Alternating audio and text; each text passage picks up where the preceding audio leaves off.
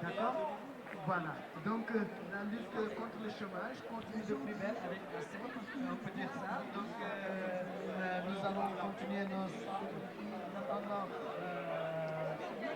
escale estuaire de Gironde. Ah oui, voilà, voilà. Parce que voilà, la première fois que je les avais rencontrés. Marie-Jeanne, bonjour. Bonjour. Tu es un petit peu une organisatrice de cette manifestation. Tous les ans, c'est une fois à Senon, une fois à Lormont, une fois à Bassens, Florac aussi, enfin 4 grandes villes. Où en est est-ce que c'est plutôt un rendez-vous d'association, de fraternité, de convivialité, aussi un petit peu de combat, mais difficile de faire un bilan des combats que vous avez menés? Difficile, mais oui, c'est un rendez-vous. Je pense que c'est devenu un rendez-vous régulier, incontournable, fin d'été, à la rentrée sociale. Donc on tourne sur les 4 villes de la rive droite parce que c'est un choix pour nous d'intervenir sur la rive droite parce que ce sont des cités stigmatisées. Et justement, nous voulons mettre en avant le fait que sur ces cités-là, il y a une créativité, il y a des gens qui vivent ensemble, bien qu'ayant des origines différentes, et que ça peut se faire. Donc pour nous, c'est un rendez-vous qui est important. On peut dire que le vivre ensemble est bien intégré dans cette société? Ou difficile? Bien intégré, c'est vrai que c'est difficile, surtout si on tient compte des matraquages des médias. Mais je pense que bon, c'est un peu ce qu'on essaye de mettre en avant avec la notion de solidarité.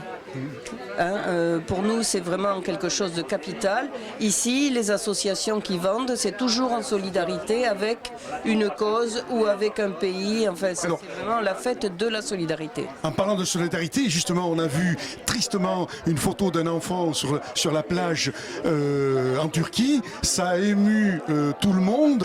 Je peux comprendre cela, mais il faut reconnaître, mettre les choses dans leur contexte. Sarkozy y est beaucoup de la déstabilisation de ce qui s'est passé en Libye. Ils ont déstabilisé ces pays-là. Ces gens sont obligés de partir. Que dire maintenant, il faut qu'on parle de solidarité, d'accueillir tous ces gens qui arrivent malheureusement aux portes de l'Europe. Absolument, mais je pense que tout ce qui se passe au Moyen-Orient est bien une conséquence des politiques des pays riches qui justement ne sont pas solidaires des pays en voie de développement. Donc il y a leur responsabilité. Quant à cette photo, elle est tragique, c'est sûr que c'est tragique, mais enfin c'est quand même assez lamentable que les gens qui nous gouvernent, donc qui sont des gens qui doivent voir plus loin que le bout de leur nez, aient besoin de ce genre de photos pour réagir. Tout à fait. On le savait ce qui se passait. Bien sûr, longtemps. On le savait, ça se passe depuis longtemps. Et pourquoi y a-t-il besoin de ce genre de photos pour créer le déclenchement de quelque chose, quoi? Alors, moi je suis étonné sur cette photo. Moi je comprends que l'émotion est énorme, mais sur ce qui se passe en Palestine, sur des réseaux sociaux, on voit des vidéos où l'armée israélienne brutalise des enfants. Il n'y a pas autant d'émotions que sur cette photo qui a été montrée au monde entier. Alors que le monde entier sait ce qui se passe en Palestine. Que dire 2 mots sur cette situation? Oui, le problème de la Palestine, c'est qu'effectivement, ça ne soulève plus les masses. Je pense que les grands médias y sont pour quelque chose. Et j'avais lu sur un article que un chien israélien qui est mort soulève plus d'émotions qu'une famille palestinienne. C'est quand même quelque chose de dur à dire, mais je crois que c'est vrai.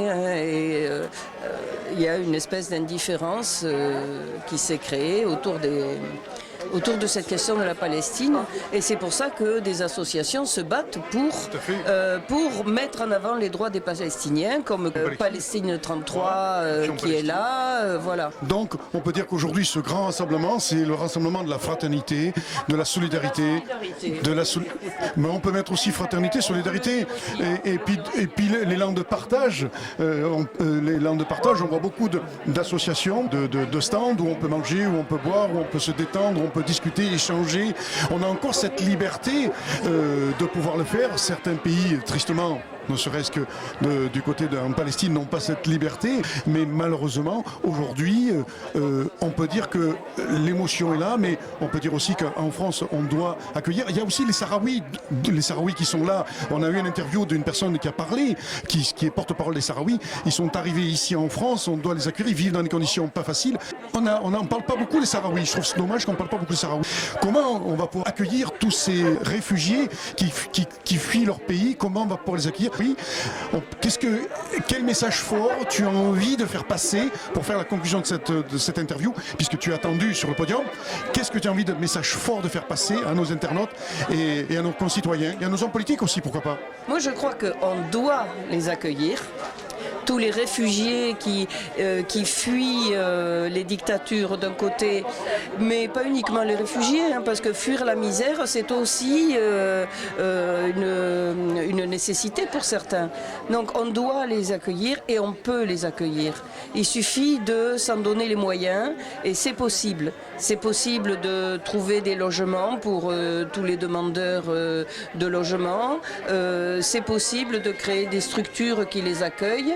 Il suffit de, à mon avis, les considérer comme autre chose que des dossiers qui s'accumulent par exemple en préfecture et qu'on peut faire attendre autant que l'on veut. Et on peut les accueillir en attendant que leur situation s'améliore dans leur pays respectif, parce qu'ils sont des déracinés de leur pays et qu'il faut que les gouvernements puissent réinstaurer la paix dans ce pays pour qu'ils puissent regagner leur pays respectif.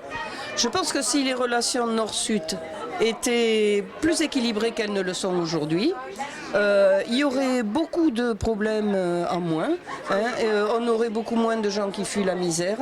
Bon, je ne dis pas qu'il n'y aurait plus de dictature, mais enfin, les problèmes de migration seraient tout à fait différents. Et puis, ce que je voudrais dire, c'est que ça ne pose de problème à personne, que les capitaux circulent librement. Et bien, si les capitaux circulent librement, pourquoi pas les hommes? Pourquoi pas les êtres humains? Voilà. Merci Marie-Jeanne, c'est gentil à toi. Merci beaucoup, c'est gentil.